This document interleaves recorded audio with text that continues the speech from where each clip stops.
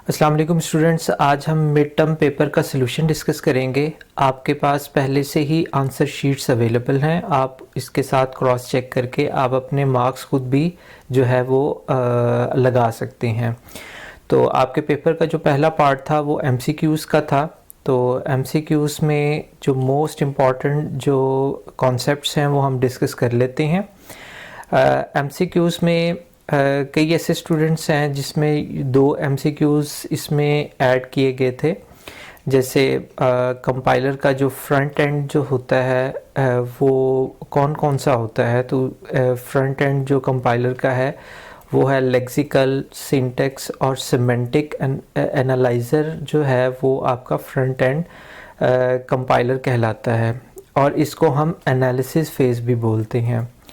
अगर हम बैकएंड की बात करें तो बैकएंड के अंदर हमारे पास ऑप्टिमाइज़र एनालाइज़र होता है, और इसके बाद फिर इसको हम जो है वो सिंथेसिस फेज़ भी बोलते हैं। तो ऐसे तमाम स्टूडेंट्स जिन्होंने ये ऑप्शन जो है वो चूज़ किया है तो वो करेक्ट है। इसके अलावा लेक्सिकल एनालिसिस से रिलेटेड भी काफ़ी आपके पेपर्स में जो है वो एमसीक्यूज़ इंक्लूड किए हुए थे। जैसे लेक्सिकल एनालाइज़र जो होता है वो इनवैलिड टोकन्स को आइडेंटिफाई करता है और टोकन्स को वो जनरेट करता है, और ना सिर्फ वो टोकन्स को जनरेट करता है बल्कि उसकी टोकन की स्ट्रीम्स को भी बनाता है। इसके अलावा जनरेशन ऑफ एरर्स भी जो है वो लेक्सिकल एनालाइज़र का ही काम है। काफ़ी स्टूडेंट्स ने जो है वो सिंटैक्स एनालाइज़र जो है वो लिखा हुआ है तो वो इनकरेक्ट है। इसके अलावा अगर किसी टोकन की लीगैलिटी का चेक करना है कि ये लीगल है या लीगल नहीं है तो वो भी लेक्सिकल एनालाइज़र का काम होता है। इसके अलावा अगर आप के सोर्स कोड के अंदर अगर वाइट स्पेसेस हैं या कुछ सिंबल्स हैं या स्पेशल सिंबल्स हैं तो वो भी लेक्सिकल एनालाइज़र जो है वो आइडेंटिफाई करता है। तो काफ़ी स्टूडेंट्स ने जो है वो यहाँ पर मिस्टेक की हुई है। वो स्पेशल सिंबल्स जो हैं वो उन्होंने वो ऑप्शन चूज़ की हुई है सिमेंटिक एनालाइज़र की, तो वो इनकरेक्ट है। और काफ़ी ऐसे स्टूडेंट्स हैं जिनकी ये सही भी है।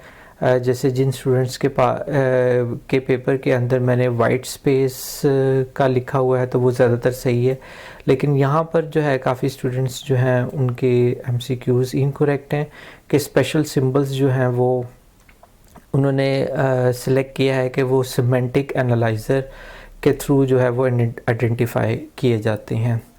इसके अलावा सिंटैक्स एनालाइज़र में सिंटैक्स एनालाइज़र का जो मेन फंक्शनैलिटी होती है वो डेरिवेशन ट्री को जनरेट करना है या पार्स ट्री को जनरेट करना है। तो पार्स ट्री और derivation tree both are the same thing.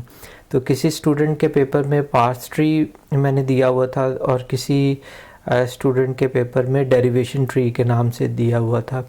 तो इसकी जो जनरेशन होती है वो सिंटैक्स एनालाइज़र ही करता है क्योंकि ये उसका मेन पार्ट है। इसके अलावा जो टोकन्स उसको मिलते हैं उसकी अरेंजमेंट भी सिंटैक्स एनालाइज़र ही करता है।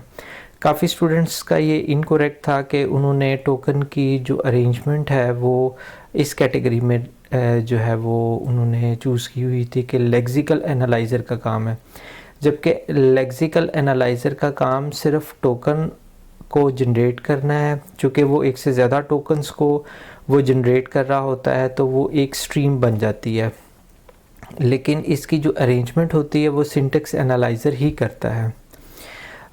ये भी है divides the parsing into 2 types. तो सिंटैक्स एनालाइज़र का ही काम है क्योंकि पार्स ट्री जो बनाया जाता है 2 हिस्सों में डिवाइड किया जाता है तो वो सिंटैक्स एनालाइज़र ही करता है। इसके अलावा था analysis the source code against the production rule. यहाँ पर काफ़ी स्टूडेंट्स जो हैं उनकी यहाँ पर मिस्टेक हुई है। 2 डिफरेंट चीज़ें हैं जी, ये प्रोडक्शन रूल हैं, ये ग्रामर रूल है। तो ग्रामर रूल ब्रॉडर टर्म में होते हैं कि आपकी लैंग्वेज के जो ग्रामर रूल्स हैं वो क्या हैं, जबकि प्रोडक्शन रूल जो होते हैं वो ग्रामर रूल का पार्ट होते हैं। तो अगर सोर्स कोड के अगेंस्ट प्रोडक्शन रूल्स को अगर हम क्रॉस चेक करते हैं तो वो सिंटेक्स एनालाइज़र का काम होता है, लेकिन जब हम ग्रामर के रूल्स को अगर हम चेक करते हैं तो वो सिमेंटिक एनालाइज़र का काम होता है। तो यहाँ पर काफ़ी स्टूडेंट्स के ये MCQs गलत हैं, लेकिन कुछ स्टूडेंट्स के सही भी हैं। यहाँ पर लिखा हुआ है check the source code grammar. तो यहाँ पर जो है ये भी काफ़ी स्टूडेंट्स का इनकरेक्ट है कि भी वो सोर्स कोड की ग्रामर को जो है वो एनालाइज़र के थ्रू जो है वो चेक कर रहे हैं, जबकि सिमेंटिक एनालाइज़र रूल्स को चेक करता है, ग्रामर को नहीं चेक करता। ग्रामर की आगे भी काफ़ी चीज़ें होती हैं। इसके अलावा सिंटेक्स एनालाइज़र जो होता है वो स्टैक डाटा स्ट्रक्चर को इस्तेमाल करता है। इसके अलावा जो है एरर रिकवरिंग स्ट्रेटजीज़ वो कौन ऑप्ट करता है, वो सिंटेक्स एनालाइज़र करता है। Uses the procedures for every terminal and non terminal entities. तो यहाँ पर जो टर्मिनल और नॉन टर्मिनल एंटिटीज़ के जो प्रोसीजर्स हैं वो भी सिंटेक्स एनालाइज़र ही करता है। वो कैसे पता लगता है? सिंपल इज़ दैट, जब हम प्रोडक्शन रूल्स को देखते हैं तो नॉन टर्मिनल और टर्मिनल की जो सब्स्टिट्यूशन होती है वो प्रोडक्शन रूल्स में ही होती है। तो ये काम किसका होता है? ये सिंटेक्स एनालाइज़र का होता है। अब आते हैं सिमेंटिक एनालाइज़र के ऊपर। तो सिमेंटिक एनालाइज़र ओवरऑल ग्रामर के रूल्स को चेक करता है।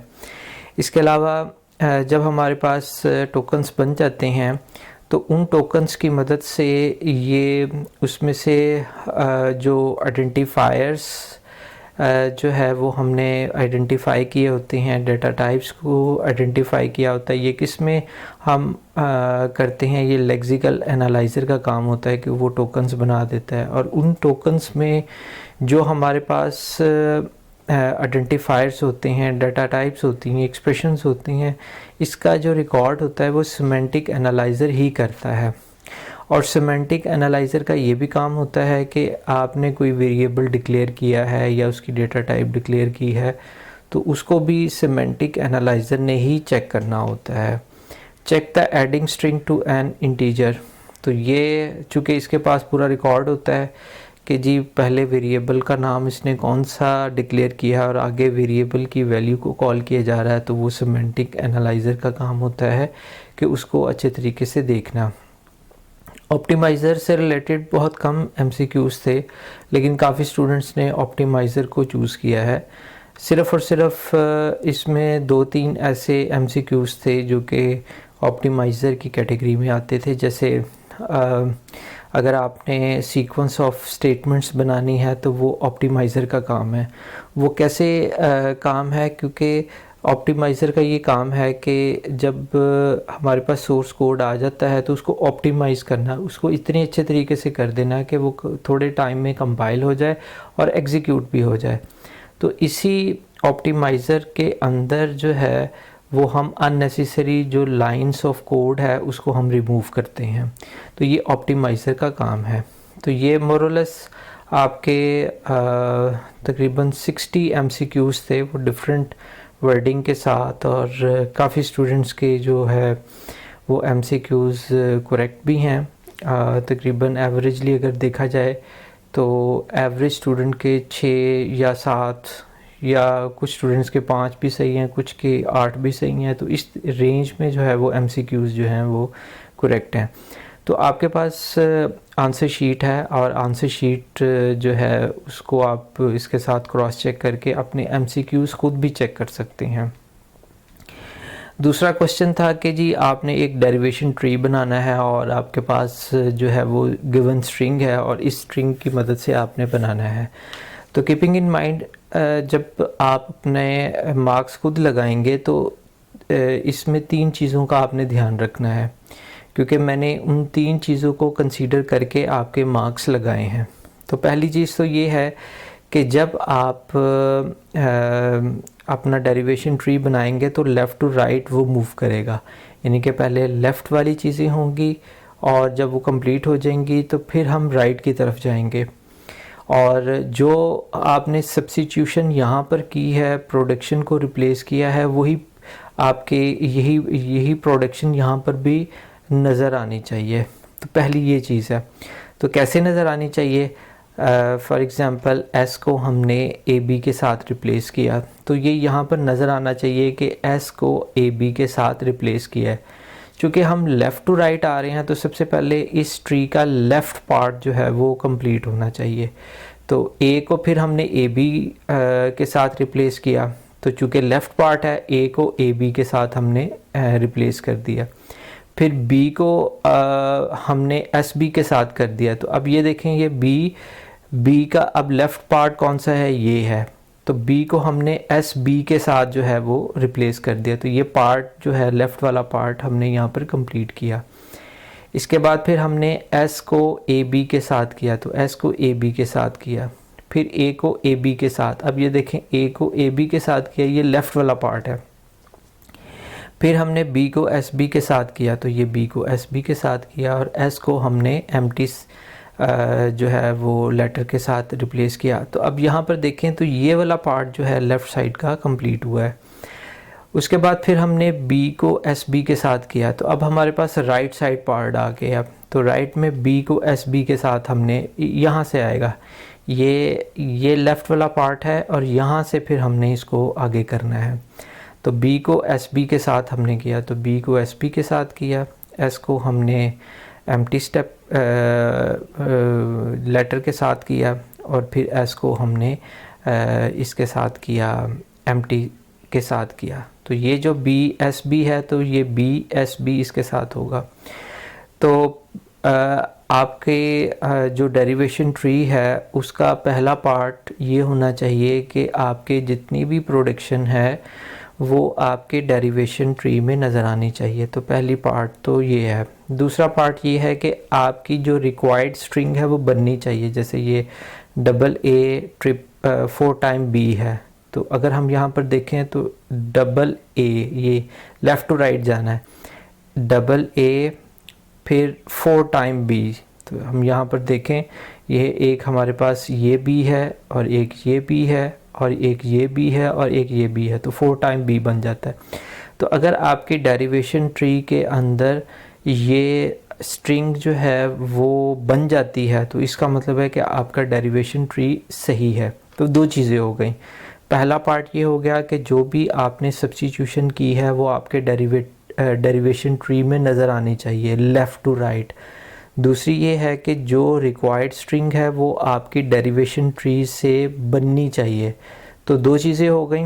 अगर आपकी ये दो चीज़ें करेक्ट हैं तो आपके 20/20 मार्क्स हैं।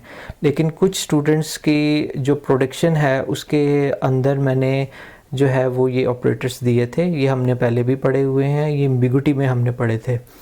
तो अगर आपके पास इस तरह का क्वेश्चन आया है जिन स्टूडेंट्स को, जैसे ये और का ऑपरेटर है या मल्टीप्लाई का ऑपरेटर है, तो फिर आपके दो ट्रीज़ बनने थे, क्योंकि ये इसके अंदर एम्बिगुइटी थी। तो दो ट्रीज़ आपके बनने थे, और उन दोनों ट्रीज़ से जो हमारे पास स्ट्रिंग आनी थी वो सेम आनी थी। तो अगर तो आपने दो ट्रीज़ बनाए हैं तो ठीक है, अगर नहीं बनाए हैं तो जितना आपने बनाया है उसके उतने मार्क्स आपको मिल जाएंगे। तो इस तरीके से आपका डेरिवेशन ट्री जो है वो मार्क किया गया है। ज़्यादातर स्टूडेंट्स के 20 मार्क्स ही हैं, कुछ स्टूडेंट्स के 15 मार्क्स हैं, कुछ के 12 मार्क्स हैं, क्योंकि मोर और लेस तकरीबन हर स्टूडेंट का पेपर डिफरेंट था। उनको डेरिवेशन ट्री जो है वो डिफरेंट बनाने के लिए कहा गया था। तो अगर ये आपके पास डिफरेंट ऑपरेटर्स नहीं मैंने दिए हुए प्रोडक्शन में, जैसे ये प्रोडक्शन में डिफरेंट ऑपरेटर्स नहीं है आप वाले पेपर में, तो फिर दो कंडीशंस को मैंने चेक किया है। पहली कंडीशन ये कि आपकी प्रोडक्शन जो है वो लेफ़्ट टू राइट इसके अंदर ट्री में नज़र आनी चाहिए। दूसरी ये है कि आप की डेरिवेशन ट्री से जो है वो स्ट्रिंग जो है वो कंप्लीट हम उसको ड्राइव कर सकते हो, जैसे इसमें हमने ड्राइव की, ये वही वाली स्ट्रिंग है।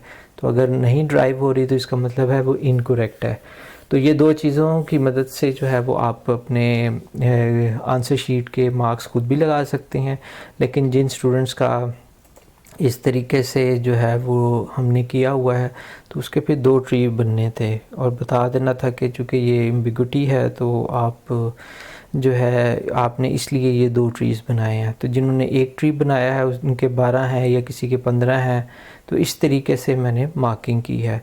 तो आई डू होप कि आपको इस मिड टर्म पेपर के सॉल्यूशन से काफ़ी अंडरस्टैंडिंग हो गई होगी और आप अपने आंसर शीट को इसके साथ मिला के अपने मार्क्स जो है वो ख़ुद भी लगा सकते हैं। टेक केयर, अल्लाह हाफ़िज़।